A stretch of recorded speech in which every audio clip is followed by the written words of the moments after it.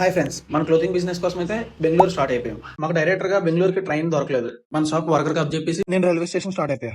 మన Duvvada railway station full గా update చేస్తున్నారు. ఇప్పుడైతే ప్రెసెంట్ కన్స్ట్రక్షన్ అవుతుంది. మా ట్రైన్ అయితే చాలా డిలే అయిపోయింది. మార్నింగ్ 5 కి రావాల్సింది, ఆల్మోస్ట్ 7 అయిపోయింది. ట్రైన్ రావడానికి కొంచెం లేట్ అవుతుందని చెప్పి మా ఫ్రెండ్ అలా రీల్ చేద్దాం అన్నాడు. ఇలా రీల్ చేద్దాం స్టార్ట్ అయ్యేలోపు ట్రైన్ వచ్చేసింది. మన ట్రైన్ విజయవాడ వరకే. విజయవాడ రీచ్ అయ్యే లోపు టైం పాస్ అవుతుందని చెప్పి బడ్స్ పెట్టుకుని సాంగ్స్ వినుకున్నా. విజయవాడలో దిగుతున్నామని చెప్పి అలా మా అక్క వాళ్ళ ఇంటికి వెళ్దాం అనుకున్నా. ఇంకా అలా టైం పాస్ చేస్తుంటే విజయవాడ రీచ్ అయిపోయాం. విజయవాడ నుంచి ట్రైన్ లేదు బెంగళూరుకి. బస్ బుక్ చేసుకున్నాం. విజయవాడలో ఈవినింగ్ 5 o'clock స్టార్ట్ అవుతాం. ఈ గ్యాప్ లో మా అక్క వాళ్ళ ఇంటికి వెళ్ళి రిటర్న్ అయిపోయాం. ఇక్కడ వర్షం పడుతుందని చెప్పి అలా హార్లిక్స్ తాగాం.